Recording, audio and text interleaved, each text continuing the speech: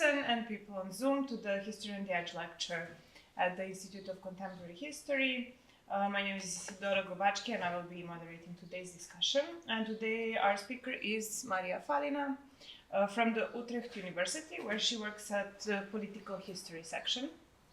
And right now she's also a fellow, visiting fellow at our institute, and she will be here until the end of next week. And her talk is titled Hope or Crisis, Temporalities of Democracy in the Post-First World War New Europe. And just to say a couple of words about Maria's work, she is a historian of modern and contemporary Eastern Europe, and she focuses mainly on intellectual history and history of political thought, but also more recently on memory, political uses of the past, history of religion, nationalism and state building, and categories of inclusion and exclusion. And in the field of political thought, it's important to mention that she co-authored the first synthetic overview of the history of modern political thought in East Central Europe, which is called A History of Modern Political Thought in East Central Europe, which was published by the Oxford University Press in 2016 and 2018. And more recently, she published her book, Religion and Politics in Interwar Yugoslavia, Serbian Nationalism and East Orthodox Christianity. So this shows that actually her research has been much about Serbia and Yugoslavia as case studies, and she still works on that, as I think we'll hear about it today. But in more current research, she has increasingly focused also on politics of the post-Soviet Russia and the past of Russia, including the role and place of religious discourses and non-state actors. And before joining Utrecht University, she was assistant professor of European history at Dublin City University for a long time, and before that she had worked at the Central European University in Budapest. And this is it from me at this moment. I will move there and then come back. Thank you, Isidora, very much for the introduction, and thank you for inviting me to speak to you. I'm very curious what everybody will make of what I'm going to say, because this is very much work in progress, in a way stemming from my previous work, but also sort of exploring new avenues. So I will be talking about temporality, so different conceptions of time and historicity in this immediate post-First World War years. So up to maybe mid-1920s. So like we are, time-wise, it's a very short time span. Yes. So Isidora already mentioned many important things. So I have been working on themes relating to democracy, democratic state building, nation building, from different angles, all of it within, sort of methodologically, from the point of view of history of political thought. And I've been asked about a year ago to contribute a chapter on categories of time and temporality in political thought, sort of in the early interwar period. So in a way, I'm rereading a lot of the sources I've read before, but from a different angle, like looking for a different thing, and also reflecting on, like, is it a useful way to think about political thought and intellectual history, and what can we gain from it? So for me, it is very much an exercise, not just reconstructing what has been going on and what people were thinking, but also I'm reflecting on my own historical practice as I am doing it, and I will be highlighting these things as well, because I think they're quite interesting to me, at least. And since, I just want to share what I find fascinating. So what I'm going to present is a contribution to a volume called Time and History in Modern European Political Thought, from the Age of Revolutions to the Anthropocene. And it's a very broad, so it is envisioned to be a sort of handbook more type of thing. So European coverage, very broad. It's divided into two parts. The one part is more about the 19th century, sort of tracing temporalities in big sort of ideological streams, like conservatism, liberalism, etc., etc. And the second part is more sort of time-focused, and is so I'm writing about this moment immediately after the First World War. There is another chapter about the temporality of the Second World War, sort of looking at these moments of shifts in the 20th century. But the overall aim is to try and explore and think about how different thinkers, actors, movements constructed and legitimized their quite specific political aims through different conceptions of time and history. So, of course, temporality is not exactly new in historical research, but not a lot has been done about temporality in political thought. So it is an experiment in a way. So I'm writing about the interwar period, the early interwar. And of course, when we think about the interwar period, the traditional narrative that we're all familiar with is the narrative of crisis and decline, things not really, going from bad to worse. This sort of book ended by the two world wars, with some glimpse of improvement here and there, but ultimately not a great time. And so this is a quote from Paul Valery from 1919, when he immediately after the end of the war is reflecting on, what the hell is going on in Europe. And he talks about, this extraordinary shudder ran through the marrow of Europe. She felt in every nucleus of her mind that she was no longer the same, that she was no longer herself. We see now that the abyss of history is deep enough to hold us all. Everything has been lost, but everything has not been lost, but everything has sensed that it might perish. And this, I think, is very much what we get from these overviews of the interwar period. Like, it's about crisis, it's about decline, it's, the abyss of history is always there. And every time I'm reading this, I'm like, this doesn't really match with my sources. Like, I don't really easily recognize my East Central European sentiment from this period. It's something different.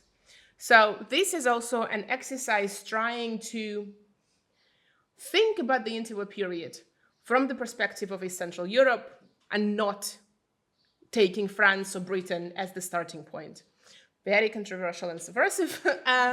Also, I think a result of my frustration, having been, teaching in Western academia, in Western universities for more than a decade now, and as an East Central Europeanist, like I always feel like, and here am I with my little examples that are largely irrelevant and nobody cares about them because nobody can pronounce all the names, etc., etc. So this is also, my subversive attempt to present an alternative reading in a way.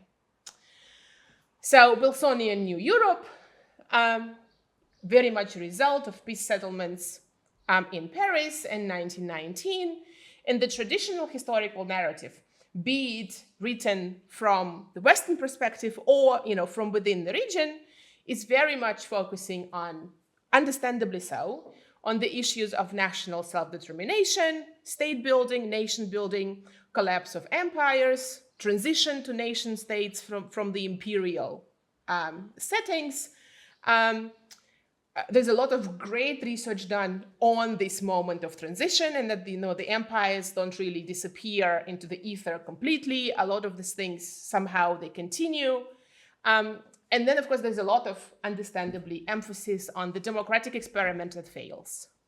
That by the end of the 1920s, there are dictatorships everywhere, and these new nation states somehow, don't exactly crumble, but they don't fulfill the democratic promise of Woodrow Wilson and his 14 points. But what happens if we recast this story in temporal terms? Like, if we pay attention to how did these people think about time, historicity, temporality, the passage of time. So whatever I might think about Valery and his Abyss of History, but I think he captured here something that was true for everywhere in Europe, that Europe was no longer herself. Like, there was this shared understanding that things are different. How exactly they're different is a big question. And what does it mean that they are different?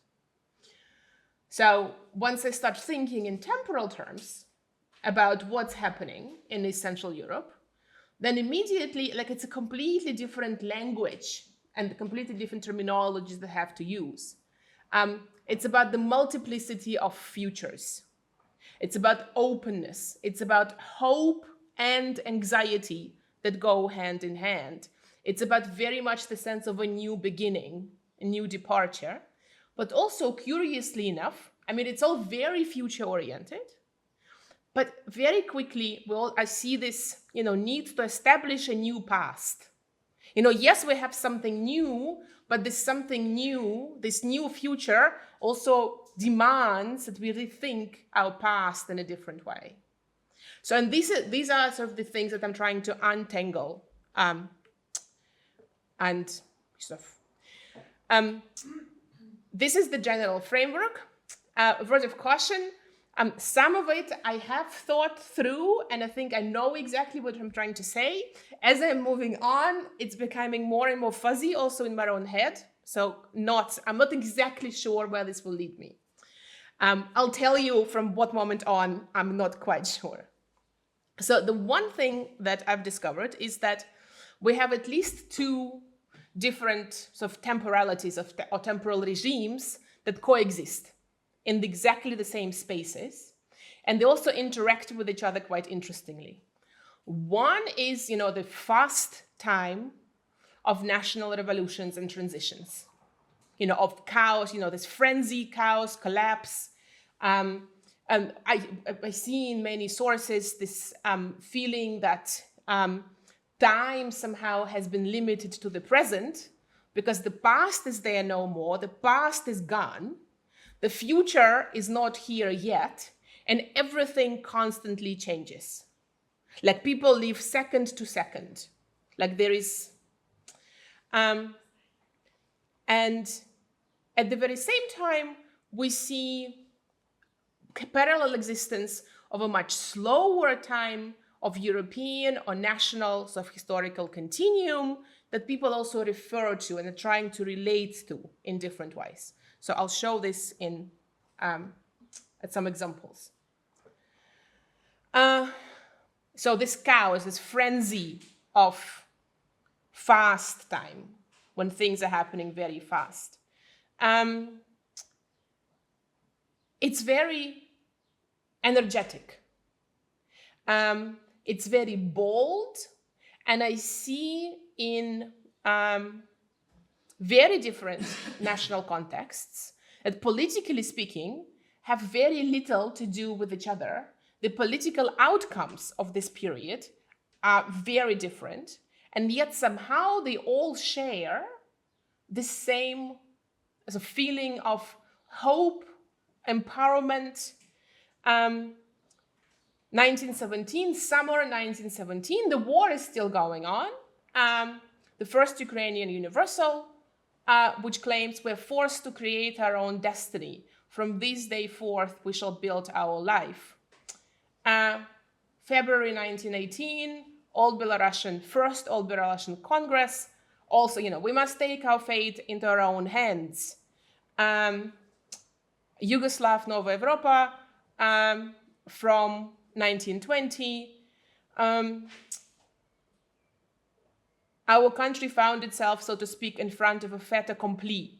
The unification somehow has happened, And then, but from then on, our national politics is moving backwards instead of forwards. There is no directionality. That people are confused. Which way is this going to go? Nobody really knows.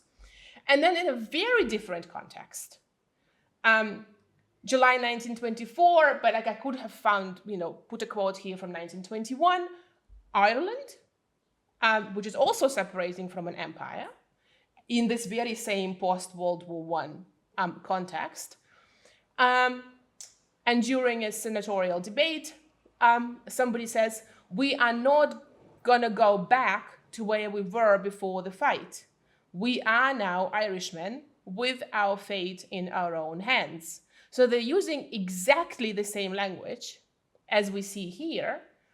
And I was like, okay, well, this is actually a nice way to put together this European history of the interwar period that is not starting from the established political entities of Britain or France, that is capturing this, newness of something different is going to happen. I don't like calling it from the margins, but you know what I mean. From otherwise sort of not embraced starting point. So this chaos is being embraced, and it is a source of energy and optimism, which is, however, tainted with fears, what this future is going to bring us. And this is also interesting for me because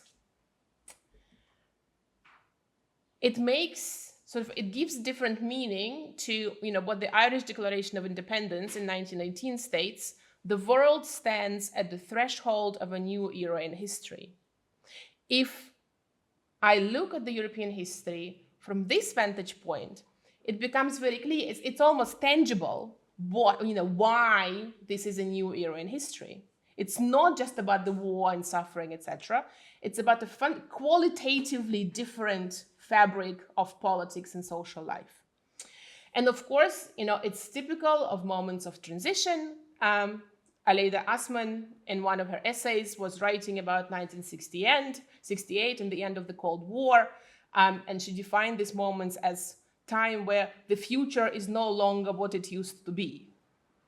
So, somehow your imagination of the future that you had 2 years ago is gone, and something new is appearing. But also, curiously, and this is something that I didn't really expect, I think that this view complicates our chronological notion of the post-war. And this comes in sort of complementing the great research that is being done on the long history of World War I, which, as we all know, doesn't end in November 1918 with armistice. The fighting and violence continues way into the 1920s. And this has been done and researched in the past 15 years quite thoroughly. But what I found is that, yes, this war continues, but somehow the post-war in our countries starts already in 1917. Or even, in the Irish case, already in the 1916 with the Easter Rising. So somehow not only the war goes longer than we traditionally, we read in history textbooks, but at the same time, the post-war, the interwar period, starts earlier. And it's a contradiction in terms because, our normal chronology doesn't work like this. But this is what, the sources, I think, quite clearly demonstrate, that these conversations about the future are already there more than a year before the official, the armistice, let alone the actual end of military violence and fighting. So that was like, once I figured that out, I was like, okay, maybe this looking at temporalities in political thought is offering me something methodologically. So maybe it is a fruitful way to think about stuff.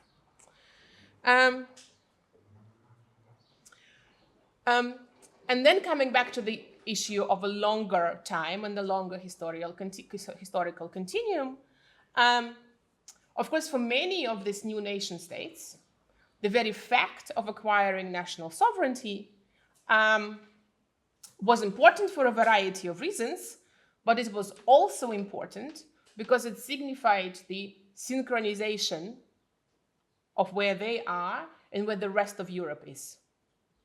It's the harmonization of historical and political time. The long-standing and very much reflected upon developmental gap between us and them, us and model West, somehow has been bridged suddenly and unexpectedly as a result of the First World War and the suffering and the peace agreements. So, it's a great moment of harmonization, synchronization, equalization. And I see this in all of the sources. Everybody talks about, we are going to finally take our rightful place as equal partners. We are joining the ranks of civilized European nations. And here, of course, when I say that the gap in development has been bridged, the protagonists of my story are not oblivious to the fact that economically they're still lagging behind, that they're lacking important institutions. So this temporal language, political language, exists sort of independent of what is actually happening on the ground. But it's very strong and it's very powerful, and I think it's worthwhile to pay attention to it. So this synchronization, joining as equals among equals, meant, first of all, that these countries are gaining the same rights as the rest of the continent, the right to national self-determination and the right to social justice. So these two themes go hand in hand in this initial period. I find that they are completely inseparable. That the idea of national independence, national sovereignty is discussed always together with the questions of social justice, social fairness, progress, development, that you can't really separate these two. And I see this quite surprisingly, maybe, I don't know, surprisingly or not, to me, surprisingly, across the ideological spectrum.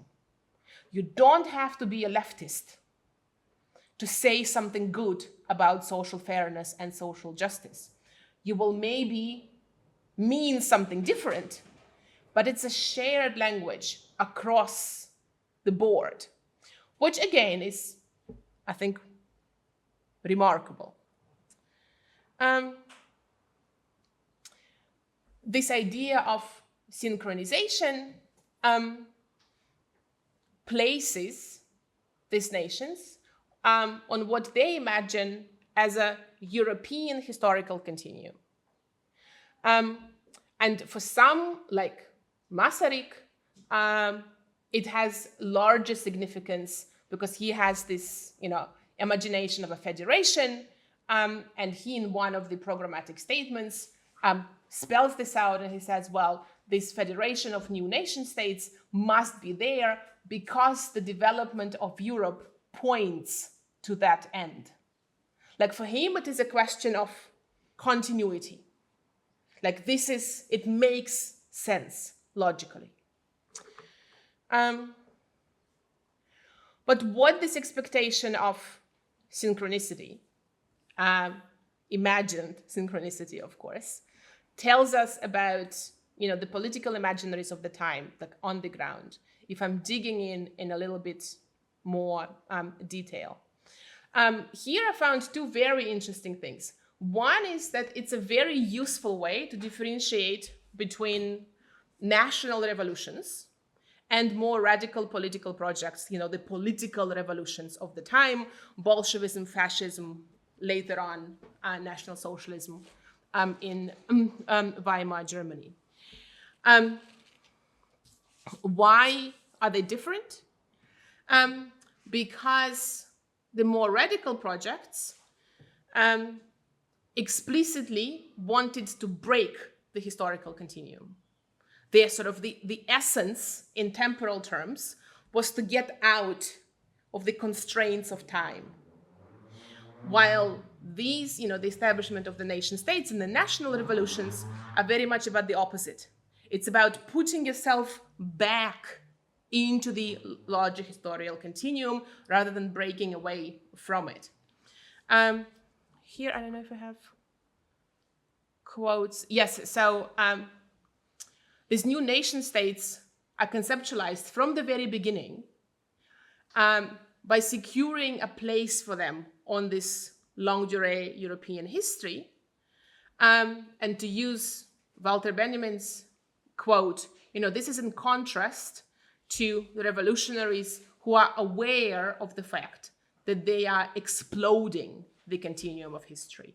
So this is absolutely not the intention of these national revolutions. And it's usually and I think this adds something to like, how is a national revolution different from a political revolution? I mean, is it then not radical? I mean, yes, of course it's radical. It destroys the empires, it creates something else. But there is this subtle difference, which I think thinking about time helps me capture it.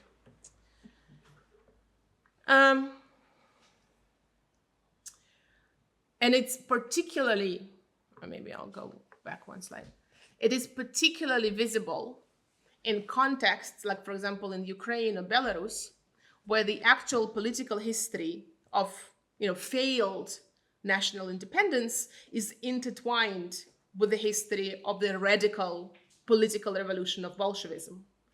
And there, it's less so about democracy or rights or principles, but it is really about how do you conceptualize time and history.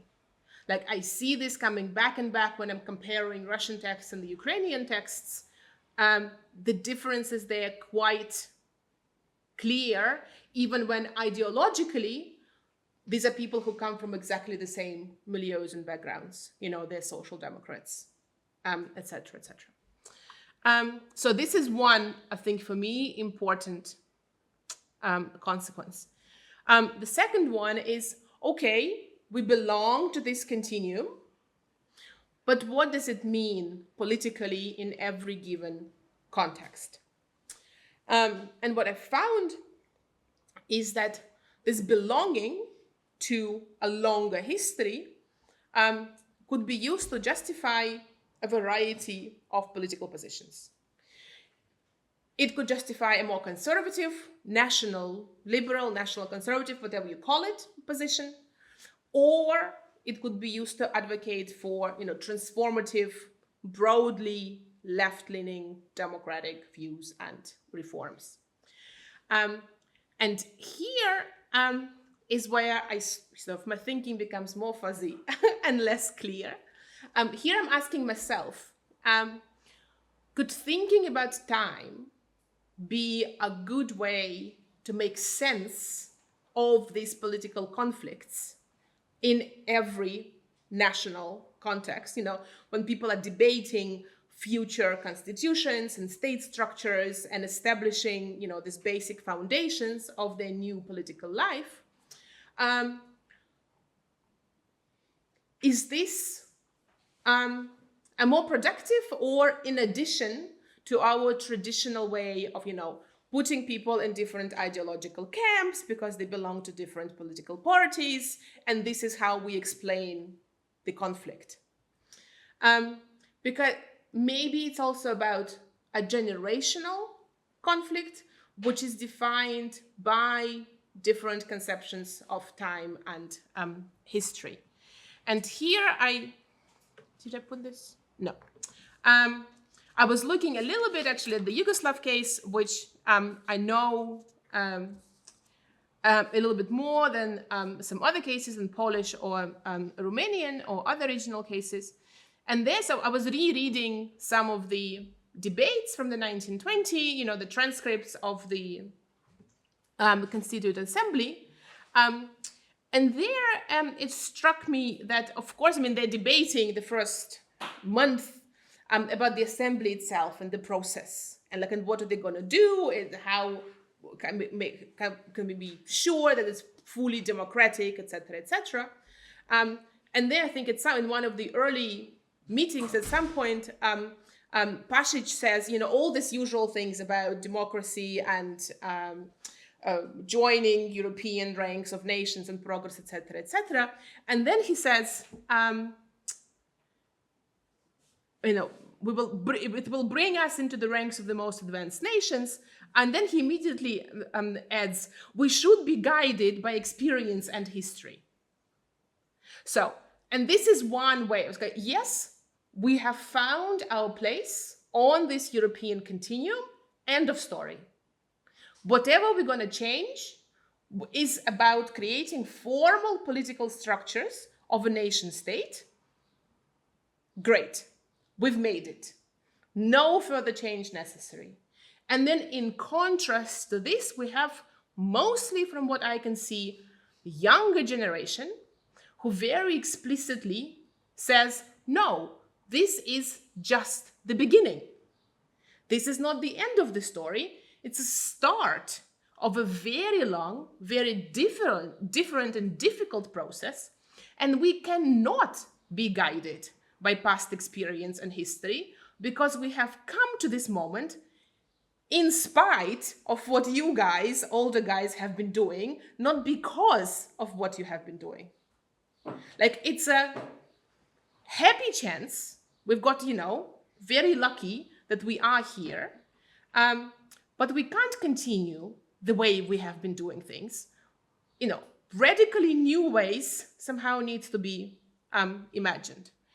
And in this imagination of the future, the two most important key elements are democracy and social justice. They are, at the very sense, they're preconditions for everything that is to come. They are the key central elements of what the future will be. And at the same time, they're also the means of how we're going to get there. So they have this double function. And again, this I see across the board, everywhere in the region. Hungarian feminist Democrat, when she criticizes Bela Kun's regime in Hungary, talks about her position, you know, that is based on two powerful, unshakable principles: the moral law of respect for human life, and the belief in the power of democracy to bring happiness to people. The Fourth Ukrainian Universal, which finally proclaims the independence of the Ukrainian state. In the independent People's Republic of Ukraine, no working man should suffer. You know, clearly social justice is there as the foundation of this. Trumbic in 1917 on Corfu talks about, you know, universal suffrage, equal for all, will open for us the path among the civilized states. So again, you know, this belief that democracy will get us where we want to be. And this is actually echoed in the rest of Europe, you know, in the old Europe, where we see, you know, Lloyd George, 1919, during his electoral campaign in Britain, promises to build a country fit for heroes. So again, the idea of social justice, the difference being that in Britain or in France or in Belgium or in the Netherlands, you don't have to advocate for democracy because you already have the democratic structures established. But you do have to advocate for social justice. And here I think my subversive, you know, plan to recast this history from the point of view of East Central Europe helps highlight something that is there in European history, in Western Europe as well, but is maybe hidden because we're so focused on these narratives of decline, crisis, failure of the democratic experiment, the rise of fascism, Bolshevism, etc., etc. So this is back to the issue of the historical continuum.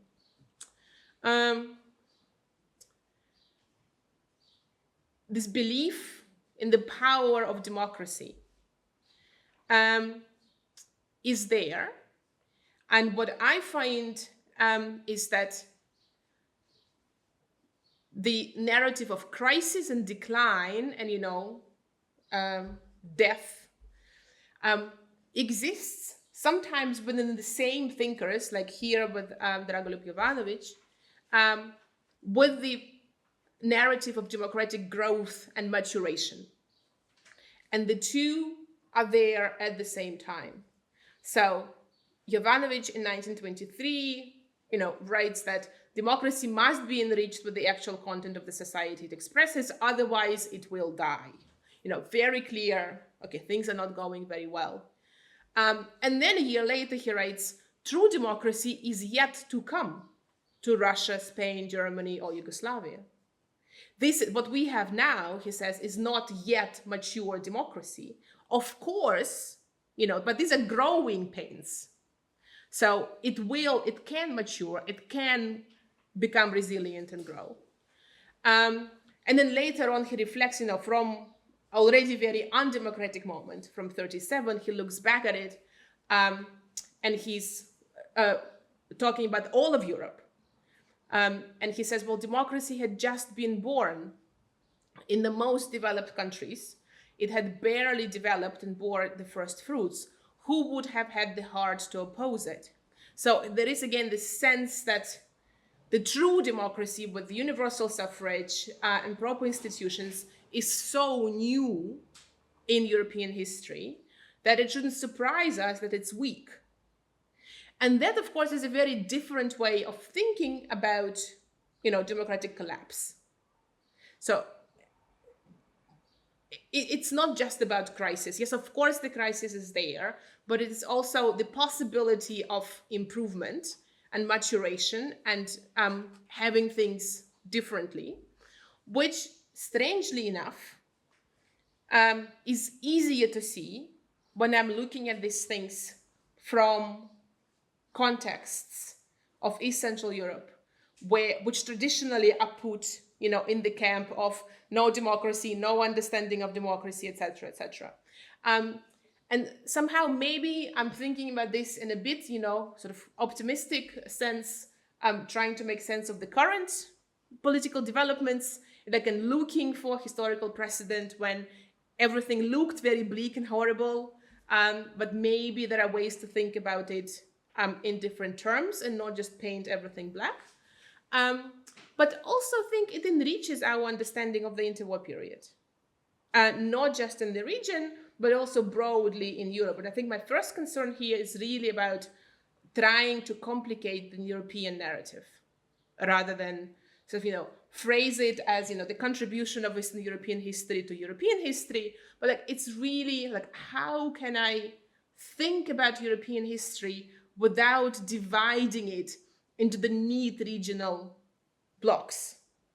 And somehow it turned out that thinking about time and temporality and historicity is a useful way to overcome this intra-European divisions. And I think my last point is that, again, very different context, Ireland, 1922 parliamentary debate, when somebody, a completely random deputy from the Labour Party, is talking about that without an economic future, without looking beyond the mere political change that has taken place, like independence, the political change is going to be of no avail. So very similar to what Jovanović is advocating, of socially based, rooted democracy that represents the society. So with that, so just the formal political structures and institutions are not going to get us very far. And I see this in these very different contexts. And I think it's worthwhile to try and think about this further and to see where it's going to get us in terms of sort of narratives of the interwar period and the European history and the history of democracy in general. And I'll stop here. Thank you very much.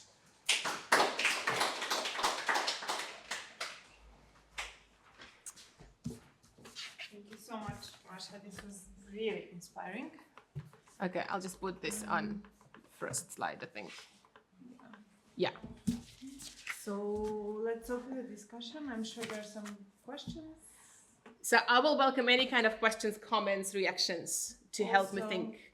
So we have Rock first, but just to check, you will tell me if there's audience in the Zoom. Okay. So please. You said you welcome comments as well. So yes. There go there. But there's a question first. So I liked how you try to kind of bring this part of Europe into Europe, and as you said, think about Europe as a whole. But there's a more kind of practical question.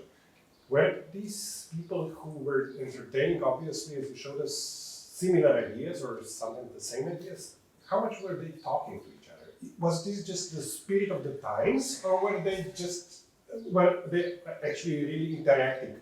I mean, was the Labour Party MP from Ireland talking to Preplavil? Probably not, but you know, I'm thinking about these networks. And then there's the comment thing. I like how you spoke about continuities and ruptures in this temporal framework. And it reminded me of something that a Czech colleague from our Food Scarcity Project keeps telling me. Namely that these so-called national revolutions were in fact no revolutions at all, that there were coup d'etats. Because they... Sometimes. They basically don't change the structures. They don't aim to change the structures. They just replace the man and it was basically man at the top. So they're not aiming to, you know, whereas the Bolsheviks or other revolutionaries were trying to really change the structures, the society at large. These guys, mostly guys, were not. So yeah, I'm just kind of looking for your reaction to this. Very two excellent comments / questions about spirit of the time versus actual networks. I mean, I wish I knew. My first inclination would be to say, oh, it's some sort of, you know, zeitgeist. It's in the air. And it is, of course, in the air, but they are thinking in more than just national terms about this thing. So again, I was just yesterday looking something up in Srpski književni glasnik, and I found out that in 1926, they're sending out questionnaire to all European countries, asking people to write back to them, and they're sending this to professors of history and politics in France, in Britain, in Germany, and Italy, specifically to comment on the crisis of parliamentary democracy. And to my surprise, people respond. So some French professor in Paris and sitting and writing this essay that he knows is going to be published in Belgrade. He's not gaining anything from this, but obviously somehow it seems important enough for him to spend time on writing this essay about French parliamentary democracy and what's going on, and send it off to Belgrade. So it's not really network in terms of, do these guys come and meet? But I think there is an understanding that that is a European issue. And they're actively trying to think in terms of European history. But obviously also talking to each other as yes, shows. But how I don't want to overplay this, I don't know how much they talk to each other, but to some extent, yes, they do talk to each other. Absolutely, yeah. The question about whether national revolution is a real revolution, yes and no, and this is also something that I found actually quite interesting. Just let me dig out the quote here. So I agree with you. Of course, there is much more continuity than the national historiographies would have us believe. In the last 10, 15 years, there's a lot excellent research done on, how much of imperial structures actually remained and was used in these new nation states. But there is something that, in the way how they think at the time about time, that makes me think that we can call these revolutions, because they are in the, when no political revolution happens, but just a national revolution, there is this obsession with year zero. Like and we see it, and I see it across the board. Like in Poland, Daszyński, who is the first socialist prime minister, makes this, many speeches in November 1918, when the independence is declared, and he talks about the first year of free unified nation in a free united motherland. And of course, we see this in all revolutionary contexts. Mussolini is obsessed with, year one and fascist era, ground zero. The Bolsheviks are obsessed. They're numbering all their decrees in the first decree, the second decree. They're changing the calendar. Like, there is this very strong feeling that, we have to paint this immediately as the start of something. Like, it's not a direct continuation of what has been going before. And I think this is like this example when the temporality exists sort of next to real history, and they can contradict each other, of course. But yeah, so, but I think that is like, sometimes it's quite difficult to capture these things. Any more questions? May I just add Yes. something to this? Because on the other hand, Polish nationalists, for example, but not just them, they're also trying to construct this false continuity. They're basically talking about Poland being reborn. So Yes. it's not year 1 or 0 necessarily for them. They're basically saying Poland has always existed. Yeah. Just for a while, it hasn't. So Yeah. we're just going back to that old story. And as Natasha Whitley shows in her book, you have these ideas that countries like Bohemia kind of always existed in this legal, semi frozen ways, but then now they're just being reconstituted somehow. They're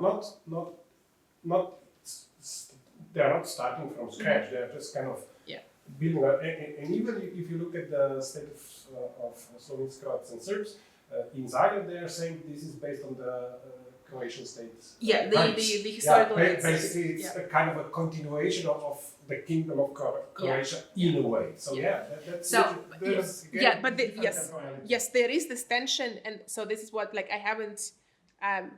So I didn't talk about this now because I'll just get lost in it. I haven't figured it out fully. But you're absolutely right. There is this. They're starting to historicize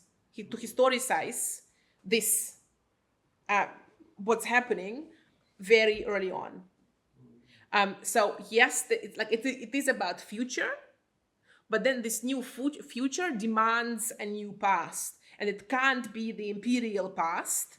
And then we go and we search for what kind of past can we now have that will justify the future that we don't know yet what this future will be. And of course, then it's very different. It's very difficult to decide what kind of past you want, because you're not quite sure yet in which direction you're going.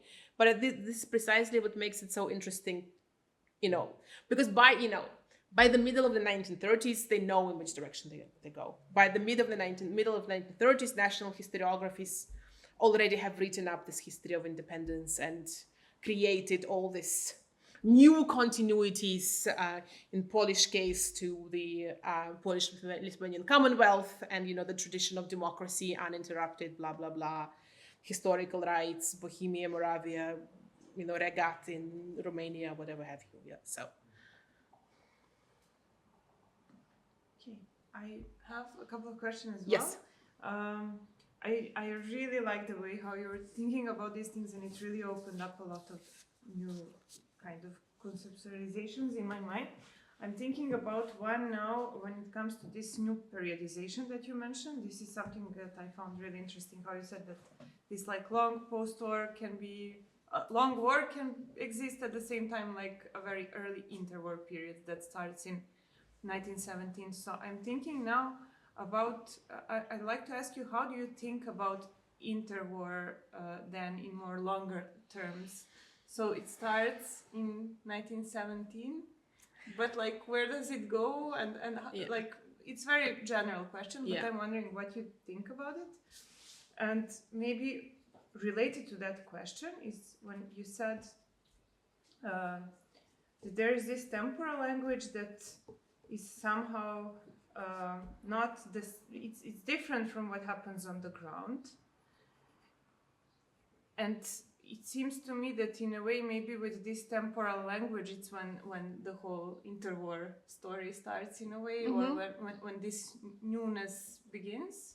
So in these terms, like, I mean, so I'm thinking also in terms of my research, and it's inspirational from that perspective as well.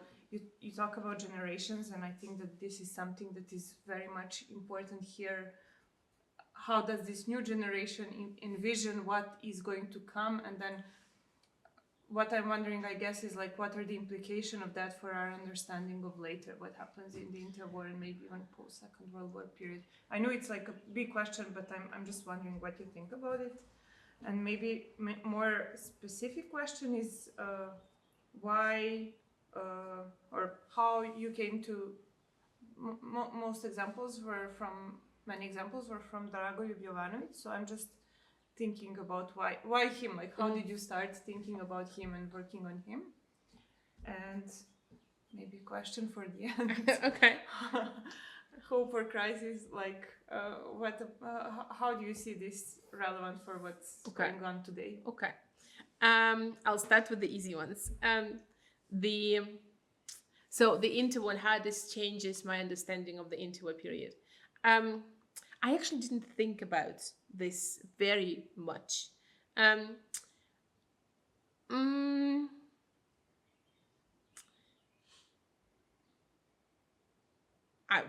it comes to political thought, it seems to me that the interwar period finishes somewhere in the middle of the Second World War.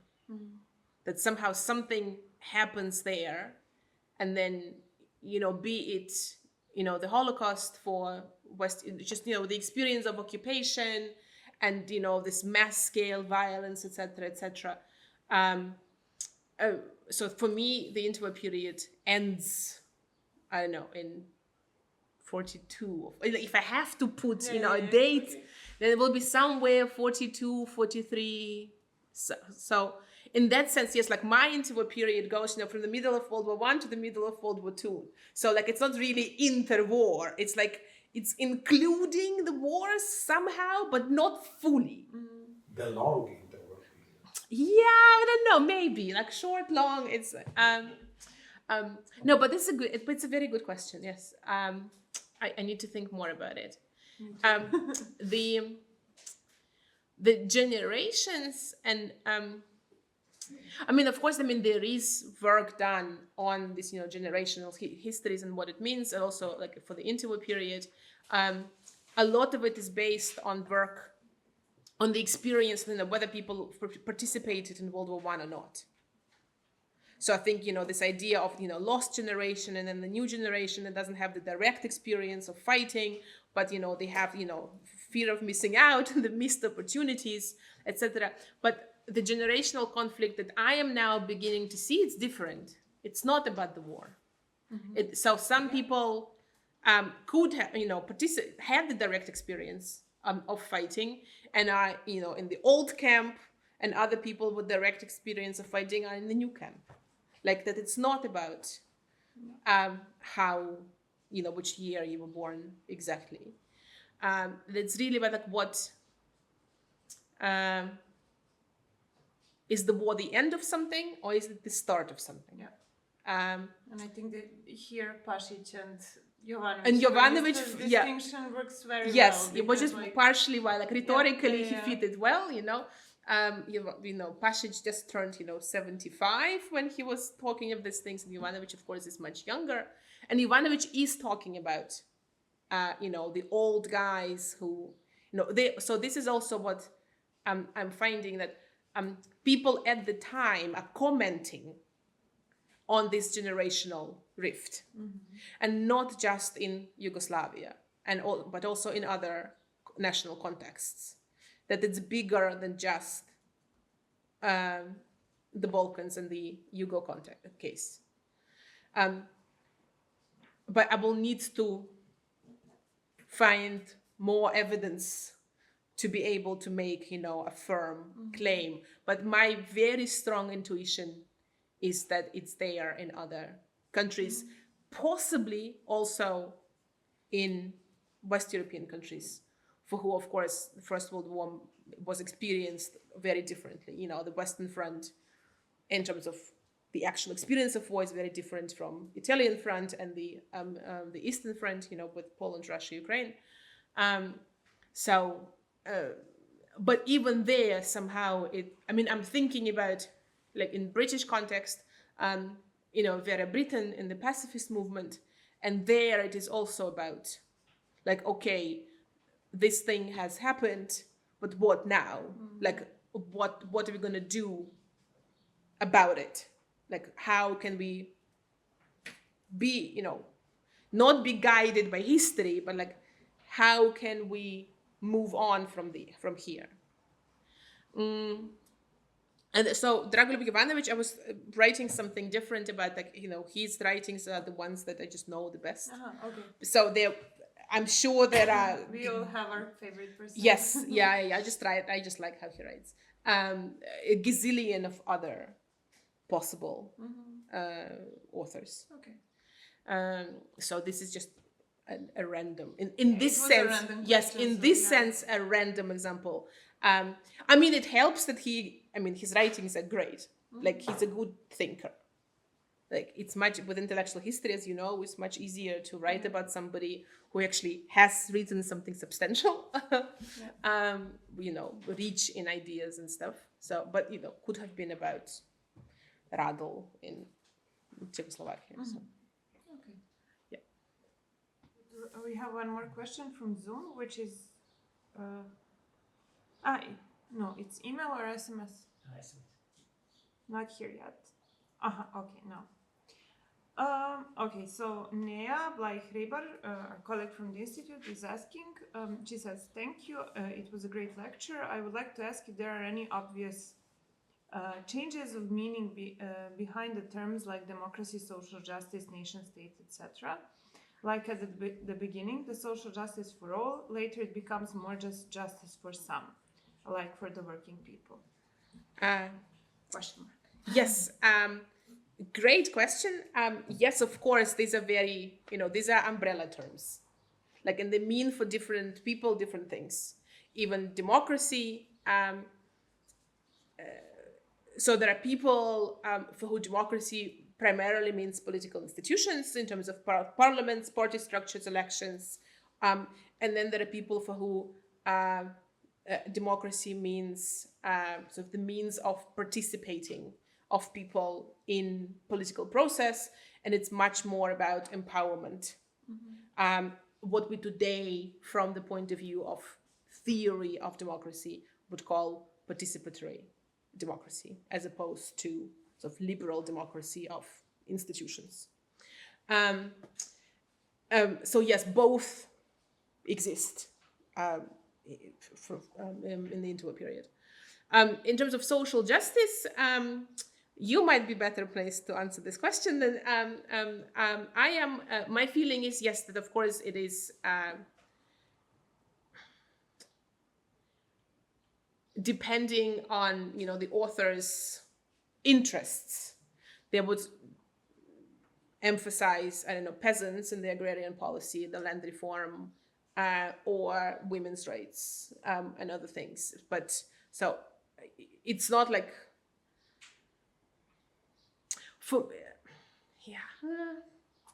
how shall I phrase this? It is a shared language, that is very broadly accepted. But in each specific case, the person will give it slightly different meaning. And it's interesting to unpack what exactly social justice and social fairness means for different people. What I was trying to capture here is more the fact that this shared language existed. That somehow, because it was not the case in 1900. Like in 1900, people were not obsessed with social justice. And in 1920, they are. And not just here, but also in Western Europe. And it's, my sense is very much connected to the experience of the war and the suffering. And, it has been so horrible. What was it for? So something better needs to come out of this. Yes, so I think unsatisfactory answer, but that's the best I can give. Another one? Just a moment. Okay. From Cody James Lewis.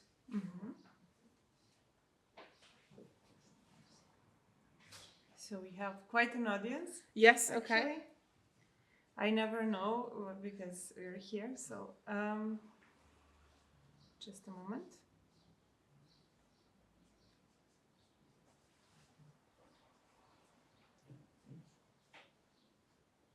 I think MMS takes a bit longer time. Okay. So, Cody is asking, thanks so much for the provocative and excellent talk. I hope I didn't miss the answer during your presentation, but I wanted to ask, how would you suggest we alter? Is it alter? Because it's not visible here. Our terminology for periodization to refer to the pre-war, interwar, post-war, etc. periods in light of your research, I guess? I have no idea. I think the honest answer is, I think I've identified a problem, but I don't have a solution.